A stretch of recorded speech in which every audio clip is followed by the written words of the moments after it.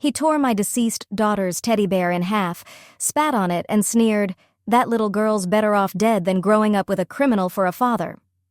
When I begged him to stop grinding her sunflowers into the pavement, he twisted my shoulder until it popped. "You people only learn through pain," he muttered. I said nothing. That was 3 months ago. This morning he was dragged from his squad car in front of a camera crew crying. It all began again when a police officer approached me while I was walking, accusing me of carrying a dangerous, sharp object. In reality, it was my daughter's old teddy bear, Mr. Wiggles, worn with age and with a loose spring poking out. I handed it to him to inspect. He spat on it and tossed it to the ground. Then he cuffed me so violently that my shoulder dislocated. "She's better off without a father like you," he said with ice in his voice. "I lost my daughter 2 years ago." I'd taken a job at a children's hospital just to feel like I could make a difference, so that fewer kids might end up like her. That morning, I was walking to her grave after my shift, marking the 2nd anniversary of her death. I carried sunflowers in one hand and Mr. Wiggles in the other. Out of nowhere, a patrol car screeched to a stop beside me. The officer who jumped out, I'd seen him once before and heard nothing but trouble attached to his name-locked eyes with me, and immediately placed a hand on his holstered weapon. "Get on the ground now, you're under arrest," he barked. I raised my hands slowly, still holding the flowers and Mr. Wiggles. I told him my name, where I lived, where I was heading, and asked why I was being detained. I didn't even finish speaking before he shouted, "Stop resisting!" I hadn't moved an inch. "You fit the description of an armed robbery suspect. What are you doing in this neighborhood?" he demanded, ignoring the fact that I had just told him I lived nearby. He eyed the stuffed bunny. "That could be hiding a weapon," he claimed, and began patting me down aggressively. "You people always have some excuse." Then everything spiraled. He slammed me face first into a nearby cement wall. My lips split from the impact. He snatched Mr. Wiggles from my grip and started tearing into it. "Aha! I knew it!" he shouted when he saw the protruding spring. "Knowing you people, there's gotta be a weapon in here." He gripped the bear in both hands and ripped it completely in half. I watched the stuffing scatter across the pavement, my heart shattering with it. He started inspecting the ground, furious when nothing turned up. Then he looked me over again, sneering something about scammers. That's when he spotted the tattoo on my forearm, a memorial to my daughter. Her name, her dates, little angels and hearts. He scoffed. "So she's really dead. I figured you were lying." Probably for sympathy. I still didn't speak. Little girl's better off dead than having a criminal like you as a dad. I held myself back with everything I had. Then he pulled out my wallet, took $150 in cash, and pocketed it without flinching. When he saw a photo of my wife, he smirked. "Mixed kid, huh? Figures. Maybe I'll stop by and comfort your wife while you're behind bars, make her realize she should have stayed with her own kind." He ground the sunflowers into the pavement with his boot while twisting my arms further behind my back. I felt my shoulder pop out of its socket and a surge of pain rippled through my body. "Please," I choked out, "that's all I have left of her." I nearly cried watching him step on the mangled remains of Mr. Wiggles. But he wasn't done. He reached for his radio. "Unit 24 requesting backup. One black male, extremely combative, attempted to assault an officer." That's when something shifted. The passenger door of the patrol car flung open and another officer stepped out.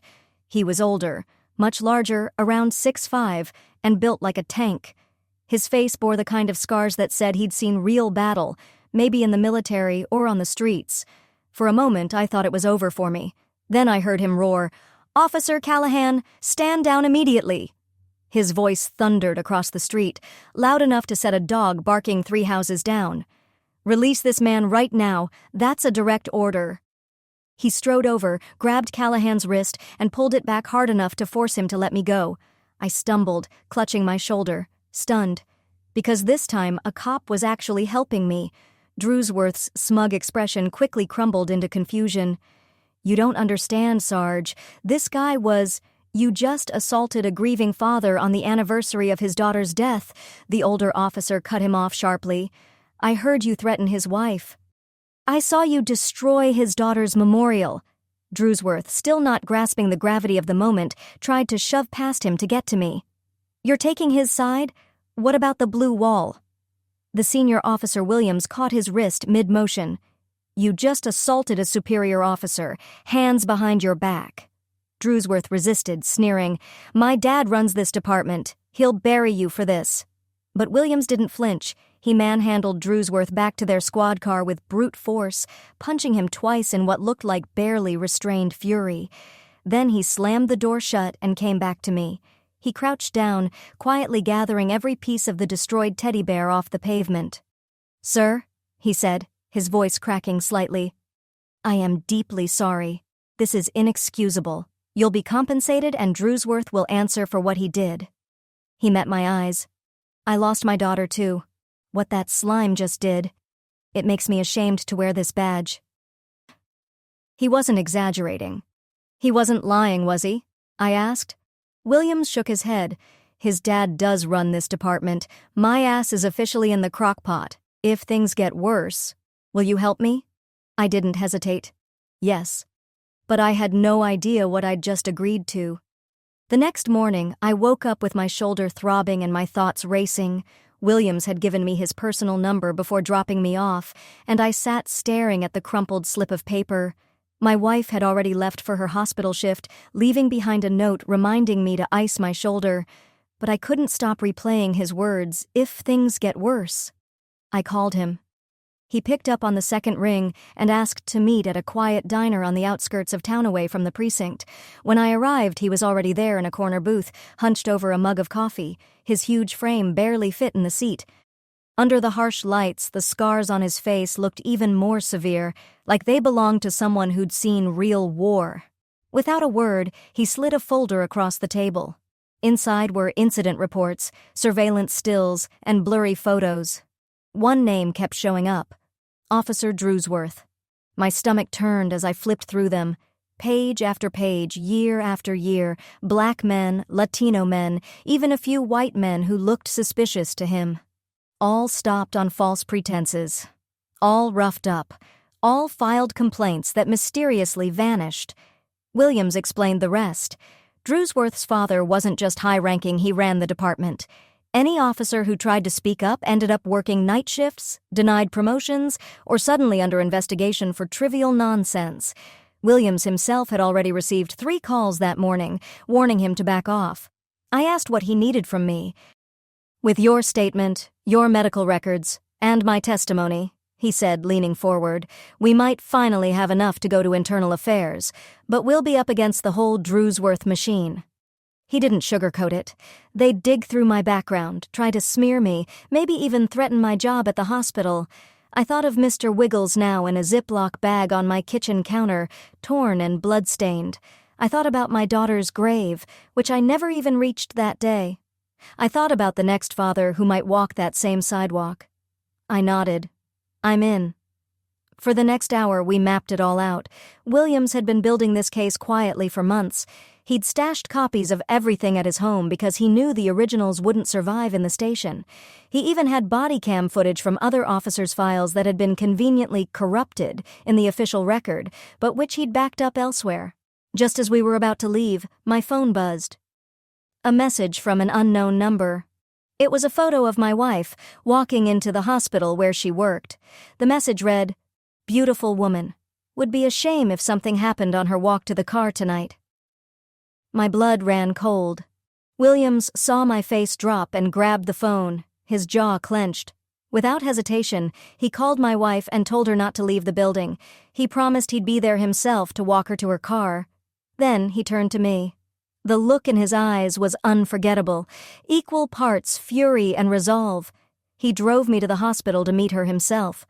On the drive, Williams opened up about his own daughter.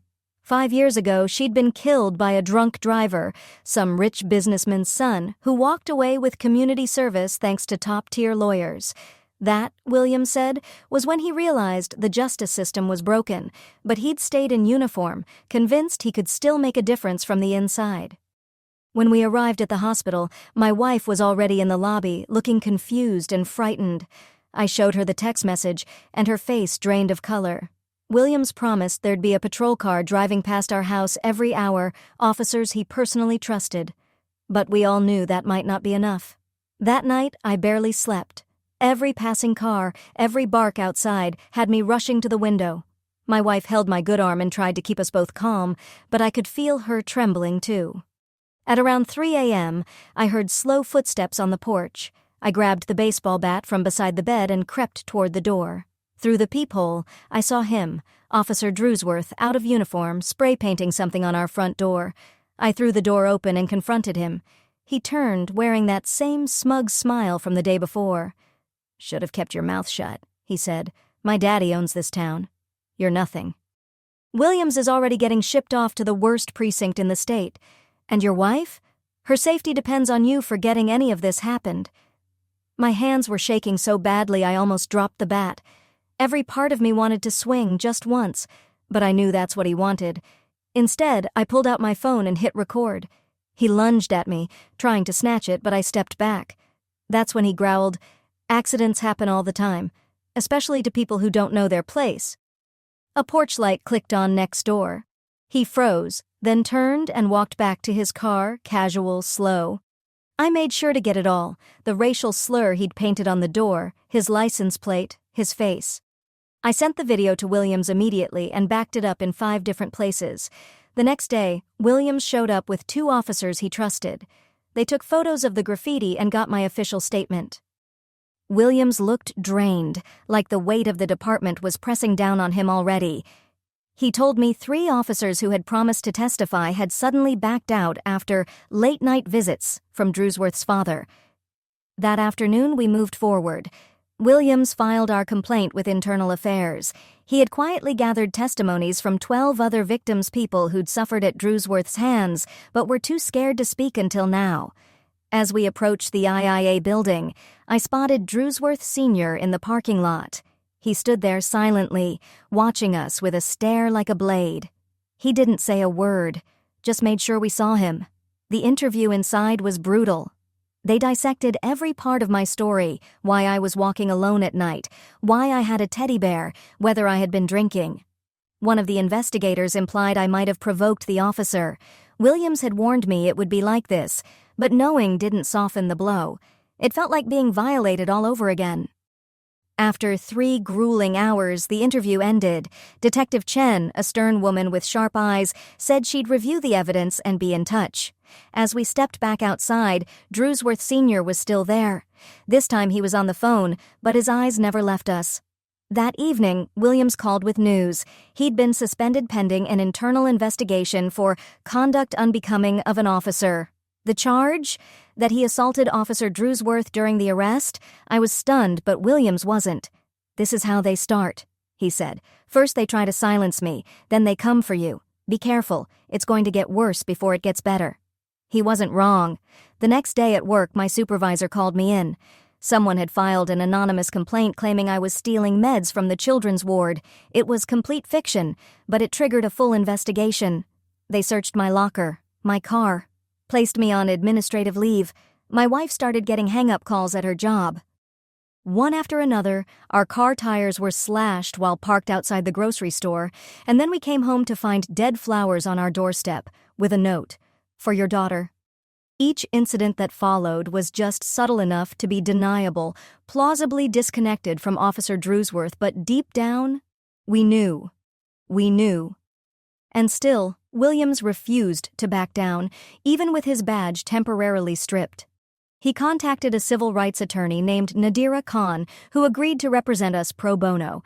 She told us our evidence was solid, compelling even, but warned us the Drewsworth family had deep pockets and even deeper connections. She'd seen this before. Entire institutions circling the wagons to protect their own, no matter the cost. 1 week into filing the complaint, I got a call from one of the men who had agreed to testify. He was out. Said his supervisor suddenly started noticing issues with his performance, and he couldn't afford to lose his job. 2 more calls followed over the next few days, each one similar: quiet intimidation, subtle threats. The Drewsworths were dismantling our case piece by piece. But then, out of nowhere, we began to get support. A young patrol officer named Luis Martinez reached out to Williams. He had witnessed Drewsworth plant evidence during a routine traffic stop, but had stayed silent out of fear. A dispatcher named Janet came forward with something even more damning: recordings of Drewsworth using racial slurs over the radio. They were supposed to be deleted on command. She hadn't followed orders. Small cracks were forming in the blue wall. Then Williams found the detonator. In a dusty file cabinet buried in a mislabeled folder, he discovered documentation of an incident from 3 years prior. A young black man had died in police custody. The official report blamed a drug overdose, but Williams uncovered the original medical examiner's report, quietly replaced by a revised version. The first one hinted at blunt force trauma inconsistent with self-infliction. Someone had tried to bury the truth. We knew this was explosive, and we knew it made us targets. Williams arranged for my wife and me to stay with his sister in a small town just outside the city, just for a few days, long enough for him and Attorney Khan to prepare for escalation. As we packed, I held the plastic bag that still held the shredded pieces of Mr. Hoppy. I promised my daughter I would finish this. I owed her that much. The night before we left, I made one last stop. I had to visit her. I went to her grave just past midnight, knelt beside her headstone, and whispered everything: why I hadn't come sooner, what we were doing, what it all meant. I told her I was fighting, that I wouldn't stop. Then I heard footsteps, gravel crunching. I turned, heart pounding, and there he was, Officer Drewsworth, full uniform, hand resting on his holster. He approached slowly, deliberately, circling me like a predator sizing up a wounded animal. His boots scraped against the quiet earth, disrupting the serenity of the cemetery. I stayed kneeling by my daughter's grave, trying to calculate my options. The cemetery was empty. No witnesses, no cameras, no help. He stopped behind me. I heard it, the distinct metallic slide of his baton leaving its holster. My shoulder still ached from what he'd done last time. Any sudden movement would cost me. I placed my hand on the headstone and braced. The baton whistled through the air. I rolled to the side just in time. It cracked against the granite, leaving a deep gash in her headstone. Rage flooded me. I scrambled up, fists clenched, but he was already swinging again.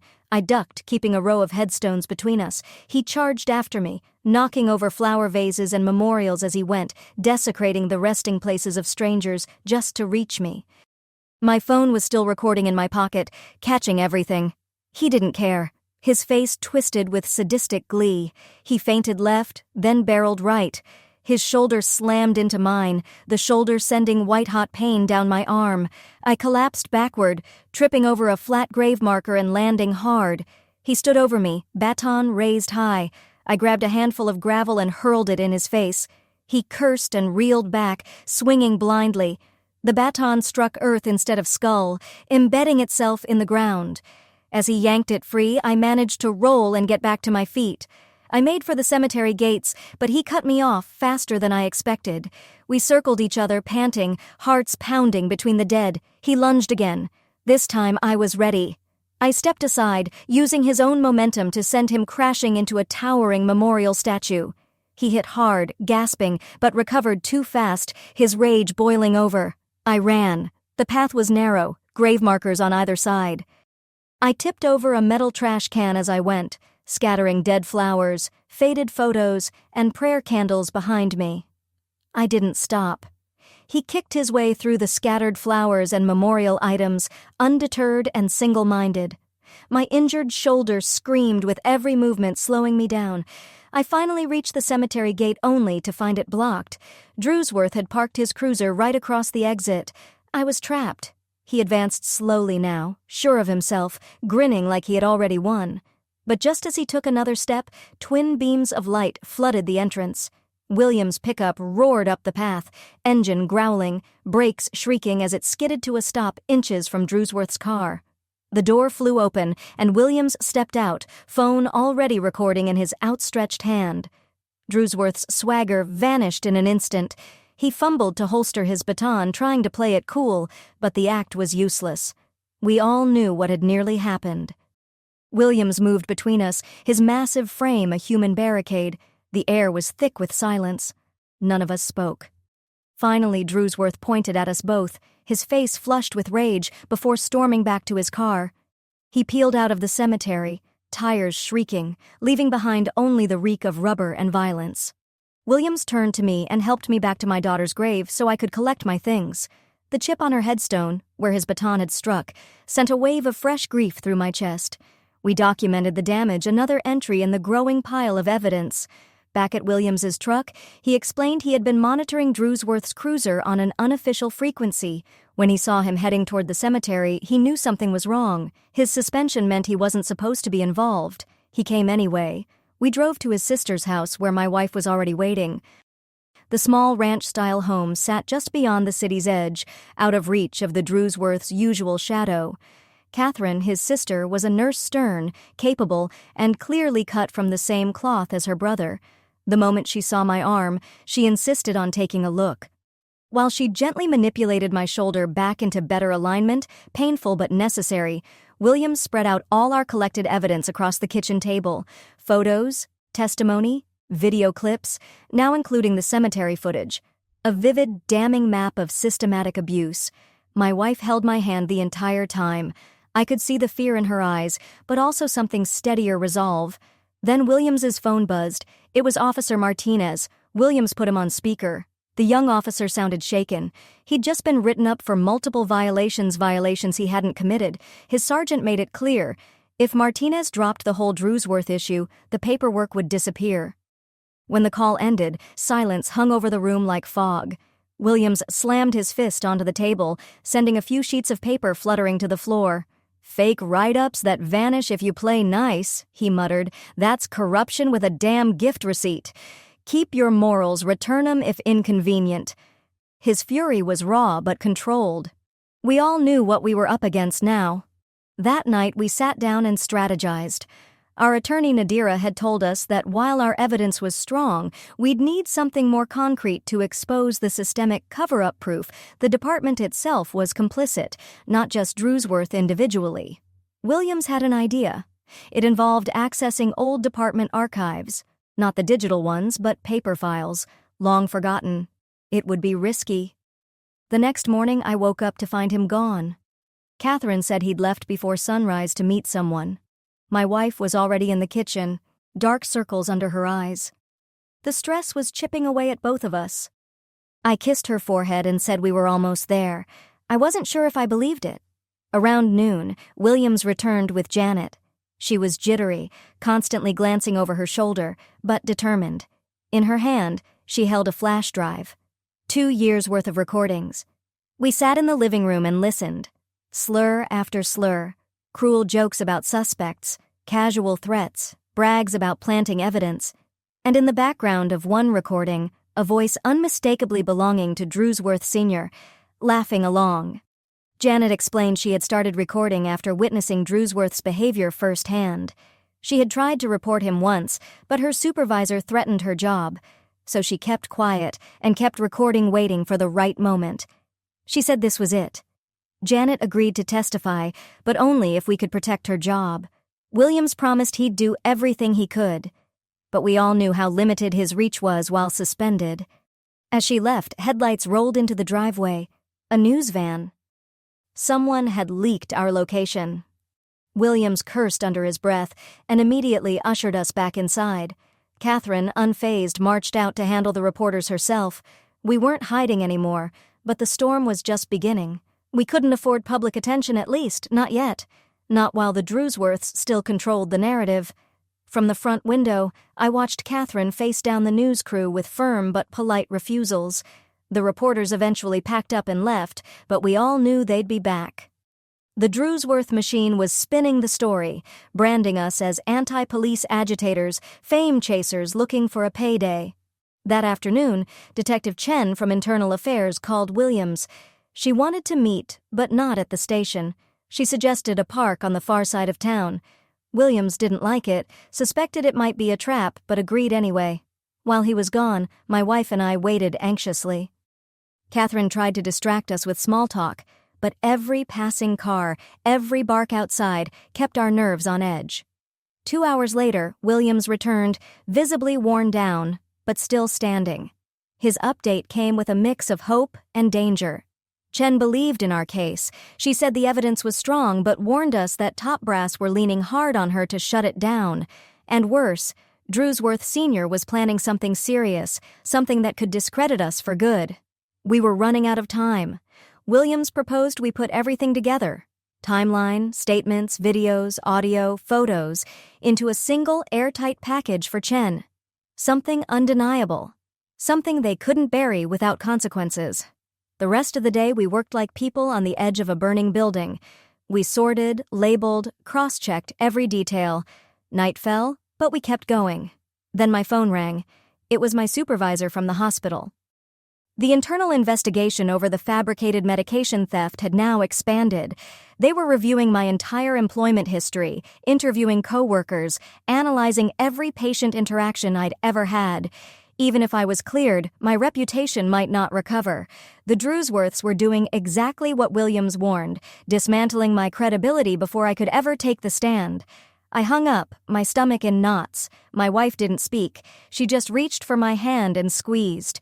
She understood what that call meant for our future. Williams made more calls that night, reaching out to anyone who might still help. Most didn't answer. The few who did spoke in whispers, paranoid of being overheard. The blue wall was cracking, but just barely. Then, a break. An officer named Jonathan agreed to meet.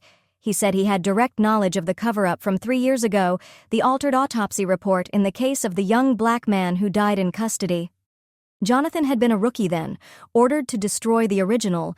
Instead, he'd hidden it. The meeting was set for the next morning at an abandoned warehouse. It sounded like something out of a thriller, but Jonathan refused to meet anywhere public. He was scared, and rightly so. Williams would go alone. My wife and I were to stay at Catherine's, out of sight.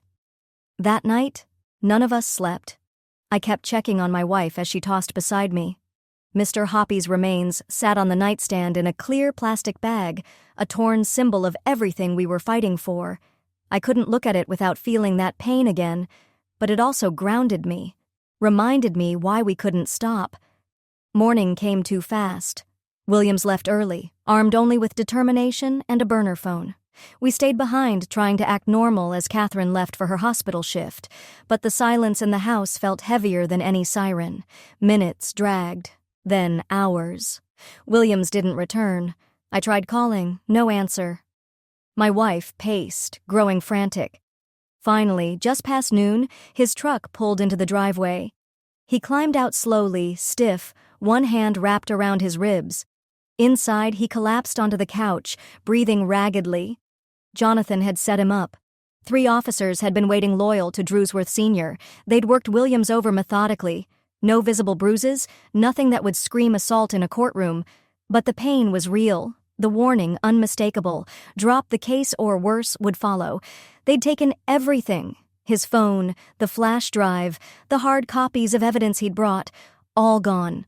My wife brought ice as I helped him sit more comfortably. He winced but stayed silent, jaw clenched. Rage and exhaustion battled on his face, but even broken, he wasn't quitting. "I've got backups," he said quietly. "They didn't get it all." He reached for Catherine's landline and started making calls, this time not to locals, but to contacts outside the department. "If we can't win here," he said, "we take it higher." One call finally landed. A state police detective named Vaughn, someone Williams had worked with years ago, listened carefully, and when Williams explained the pattern of harassment, the corruption, the buried evidence, Vaughn was interested. Police corruption cases fell under state jurisdiction, especially when local internal affairs was compromised. But Vaughn needed more. He needed indisputable proof to trigger an outside investigation, something big, something they couldn't ignore. We spent the afternoon compiling a fresh, airtight package of evidence. Williams moved gingerly, every breath a visible strain, but his focus never wavered. My wife and I helped where we could. She organized physical documents while I uploaded digital backups to secure cloud storage. We weren't taking any chances this time. By early evening, Catherine returned from her hospital shift, bringing with her more bad news.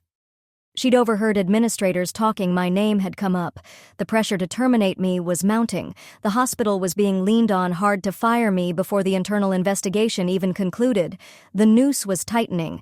My job, our income, our stability, everything was being dismantled piece by piece. My wife tried to stay composed, but I could see the terror behind her eyes. We were just regular people, ordinary lives dragged into an extraordinary storm. Williams made another call, this time to our civil rights attorney. Her advice was firm and direct: file a formal complaint with the state police immediately. Every day we waited gave the Drewsworths more time to erase evidence, intimidate witnesses, and close ranks. But filing meant going public. It meant stepping out of the shadows, past the point of no return. There would be no more hiding at Catherine's, no more secrecy. It meant becoming a target in full view. I looked at my wife, silently asking her if we were really ready for this. She took my hand and nodded without hesitation. We'd come too far to turn back. Williams called his contact in the state police and arranged to file the complaint the next morning. That night, we tried to brace ourselves for the inevitable. Despite his injuries, Williams insisted on staying up to keep watch. My wife and I lay in the guest bed, holding each other tightly, sleep elusive. Were we doing the right thing? Or had we just marked ourselves for destruction? Around midnight, the rumble of car engines shattered the silence. Multiple vehicles pulled up around the house. Williams shouted for us to stay down and peeked through the curtains. It wasn't the police, it was civilians, men loyal to Drewsworth Sr., his personal muscle. They didn't try to break in, they just sat there idling engines, headlights on, watching. A warning: you're not safe, we see you. Williams called 911, but the dispatcher offered nothing. Unless they make a move, there's nothing we can do. We stayed awake the rest of the night, nerves frayed to the edge. At dawn, they finally left. Catherine came home from a double shift to find us bleary-eyed, tense, and wired. Over a silent breakfast, we finalized our next step. Williams and I would drive to the state police headquarters. My wife would stay with Catherine, safer apart than exposed together. Saying goodbye was brutal, but necessary. The 2-hour drive was filled with tension. Williams checked the mirrors constantly, watching for tails. His ribs clearly ached, but he refused to let me take the wheel. He needed the control. State Police Headquarters was a fortress of glass and steel. We were directed to a small conference room where Detective Nathan Catt awaited us. He was younger than I expected, but his eyes held the kind of intelligence that didn't miss much. For the next 3 hours, we laid it all out. Drewsworth's assault, the intimidation, the falsified reports, the midnight threats, the altered medical examiner's report, the harassment campaign, the destruction of evidence, the targeting of every ally who had dared support us. Catt took thorough notes, occasionally stopping to ask for clarification. He paid particular attention to the medical examiner discrepancy. When we finished, he leaned back in his chair and exhaled slowly. He believed us. But he warned us that the investigation would take time.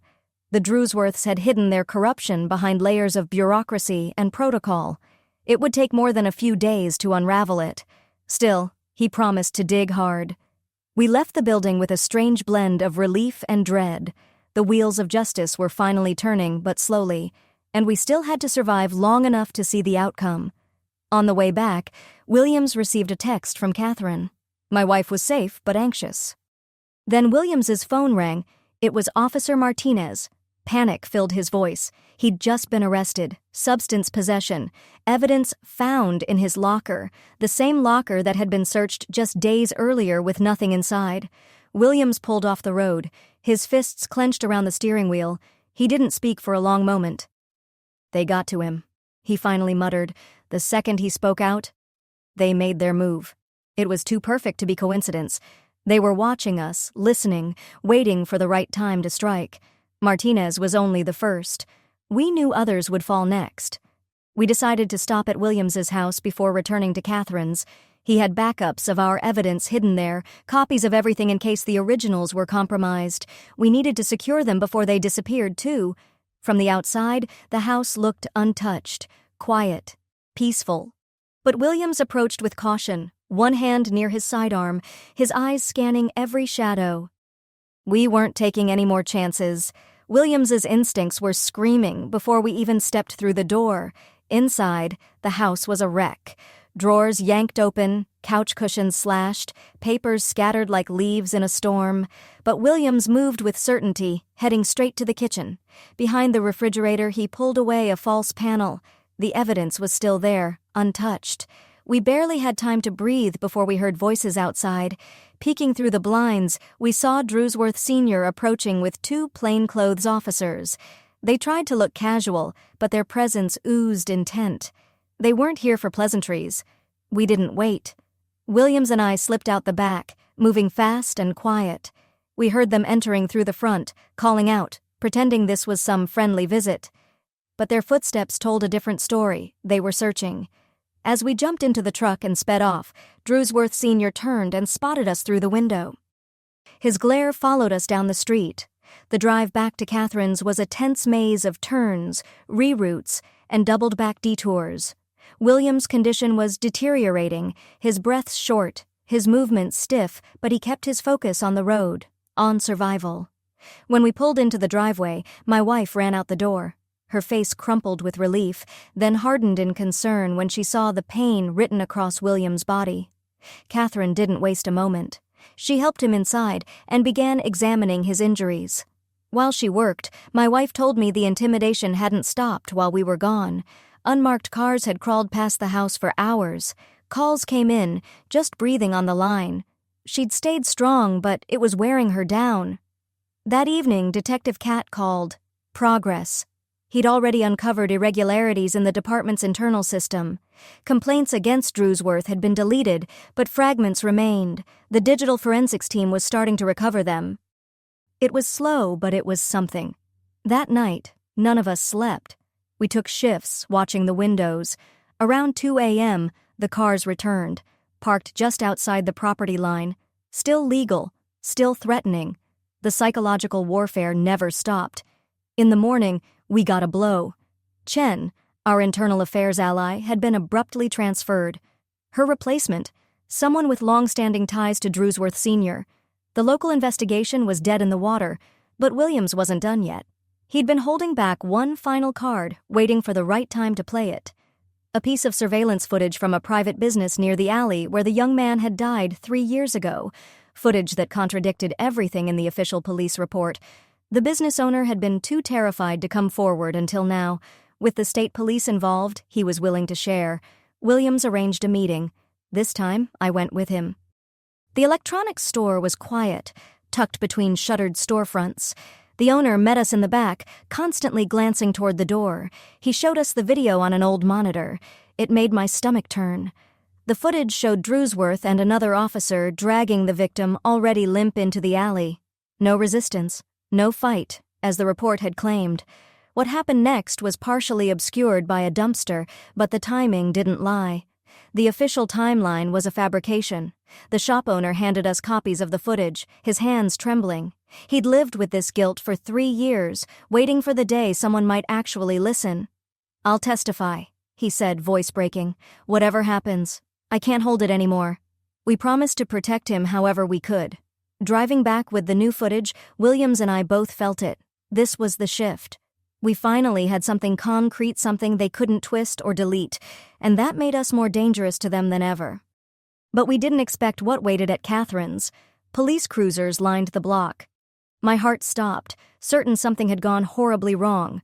But then we saw him, Detective Cat, stepping out of one of the cars. He'd come personally. After receiving threats against our safety, he wasn't taking any chances. Inside, my wife was in the living room with state officers, giving a full statement.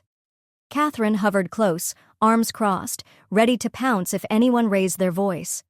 Cat took one look at the footage and his expression shifted from grim to electric. "This is it," he said. "This changes everything." He called for his forensics team immediately. They arrived within the hour and began their work in Catherine's living room, turning it into an impromptu crime lab.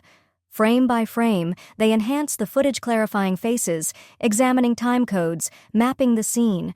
The timestamp discrepancies alone shattered the official report. It was all a lie. Cat was on the phone non-stop, coordinating with his superiors. With this footage, the state police were launching a full-scale investigation into the department. The Drewsworth dynasty was no longer protected by shadows. The lights were coming on. Detective Cat had warned us. Things would accelerate now, and the Drewsworths would grow more desperate. He was right. That evening, my wife got the call. Her voice trembled as she repeated the words aloud. My employment had been terminated. The hospital board had voted without notice, without appeal, without even a chance to speak. The investigation was still technically ongoing, but they'd decided I was already guilty by association. Just like that, my career was gone. Williams slammed his fist onto the table so hard the salt shaker jumped. Catherine immediately wrapped an arm around my wife as she broke down. I sat frozen, numb.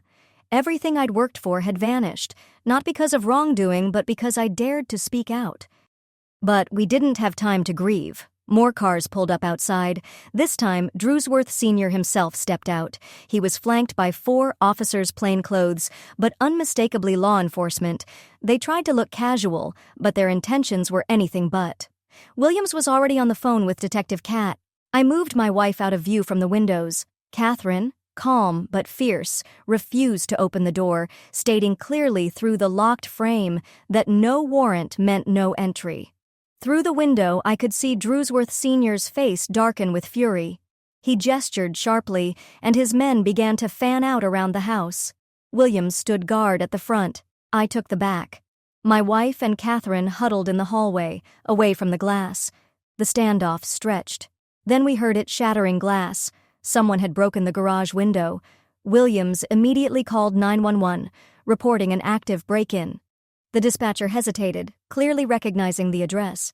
But Williams was forceful. "You're going to send someone," he said flatly. "This is a crime scene." Meanwhile, Drewsworth Sr. must have realized they'd gone too far. He shouted for his men to retreat. One officer had already climbed partway through the window, but not before Catherine's security cameras captured the entire thing. Attempted unlawful entry by off-duty officers on camera. They fell back to their vehicles but didn't leave. We could see them talking, animated, panicked. Drewsworth Sr. paced with his phone pressed tight to his ear. Williams leaned in. He's trying to get city units dispatched someone friendly. But 20 minutes later, 2 patrol cars arrived, and they weren't city units. They were state police. Cat had intercepted the call and sent his own. As the state officers approached, Drewsworth Sr. visibly paled. He tried to talk his way through it, claimed they were conducting a welfare check. But the footage told another story. The state police collected statements, examined the damage, and took copies of the video. Everything was documented. Just before they left, Drewsworth Sr. made one last attempt. He approached me directly, slow and deliberate, under the wary eyes of the officers. He leaned in, his voice low and venomous. "This isn't over," he growled. "You threw your life away for nothing. My son's walking free, and you've already lost everything." His breath reeked of alcohol. His hands shook. The state police stepped in, physically separating us. After they left, we sat around Catherine's kitchen table, shaken, exhausted, hollowed out. My wife gripped my hand tightly. Neither of us spoke. We were both trying to process just how far we'd been pushed. Williams, even bruised and broken, still looked steady. "We've got state protection now. We've got footage, statements, evidence." His voice was calm, but beneath it was fire. "This ends with truth." That night, Cat called with updates. The state's investigation had officially expanded into the entire department. Forensic teams were already recovering deleted files, dozens of complaints buried over the years. It was all starting to unravel. The next morning brought a surprise. Janet, the dispatcher who had risked everything to help us, arrived at Catherine's with a cardboard box in her arms. She'd been fired the night before, but not before she copied every audio file she could get her hands on. Years of radio traffic, archived comms, officer chatter. She documented it all. For hours, we went through it. Slur after slur. Cover-up after cover-up, Drewsworth Jr. bragging, Drewsworth Sr. laughing, other officers joining in, protecting each other. It was systemic, coordinated, a culture of impunity. We made multiple secure copies, each stored separately. The state police arranged for secure transport of the originals. The case was now far too big for anyone to sweep under the rug. Then came even more good news. Martinez was out on bail. The state police had intervened, recognizing his arrest as retaliation. He came straight to Catherine's, still shaken, but burning with renewed purpose. "I'm testifying," he said. They thought locking me up would scare me off. It did the opposite. More officers began quietly reaching out to Williams. The wall was cracking, and this time light was pouring through. The state police investigation gave others courage. Officers began stepping forward, sharing stories of being pressured into silence, of witnessing misconduct they were too afraid to report. The blue wall wasn't just cracking now, it was beginning to crumble. 3 days into the investigation, Detective Cat arrived with monumental news. Officer Drewsworth had been arrested. The charges were serious assault, civil rights violations, evidence tampering. The cemetery footage had been especially damning. When state officers arrived to detain him, Drewsworth Sr. tried to interfere, but this time, no one backed down. Jurisdiction was clear. The evidence was overwhelming. Watching that man so used to controlling every situation realize his influence had finally failed was something I'll never forget. His son's arrest opened the floodgates. More officers came forward, testimonies poured in. The state police expanded the scope of their investigation, launching a full review of the department's leadership. Internal documents were seized, computers impounded, commanders, supervisors, no one was immune. Williams was reinstated within days. The oversight board cleared his record completely. He stood taller when he got the news, as if a massive weight had been lifted from his back. For the first time in weeks, there was pride in his posture, earned, not imposed. My wife and I sat down to talk about what came next. With my job gone, our future was uncertain, but she never wavered. "We started this for our daughter," she reminded me, "for every family that never got the chance to fight back." Then came another seismic shift. Drewsworth Sr. was arrested. The investigation had uncovered years of systemic corruption cover-ups, abuse of power, falsified records, and a culture of fear and protectionism. It wasn't just about shielding his son, he'd protected numerous officers with histories of misconduct.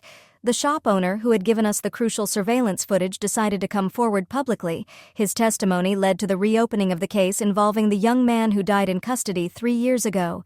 The truth, long buried, was finally surfacing. Detective Cat kept us informed as arrests continued.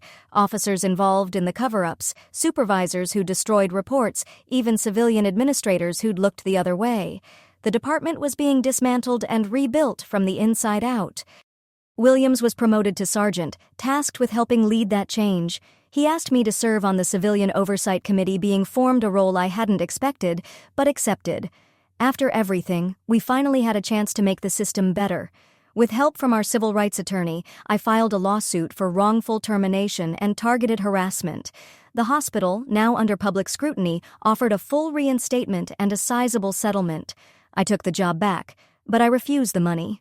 This had never been about profit. It was about principle. My wife and I returned to our daughter's grave together.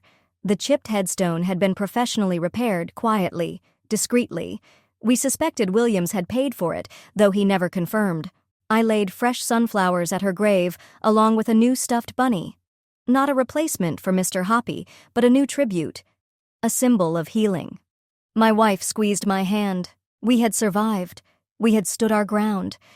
The Drewsworths were being held accountable. The department was being reformed.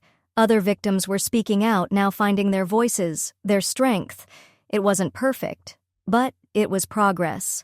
Williams joined us at the cemetery that day, carrying his own flowers. He didn't say much, he didn't need to. He just stood beside us, silently honoring what had been lost, and what we'd fought to protect. There would still be trials ahead, testimonies, resistance. The system wouldn't change overnight. But standing there at my daughter's grave, with my wife on one side and Williams on the other, I felt something I hadn't felt in a long time. Hope.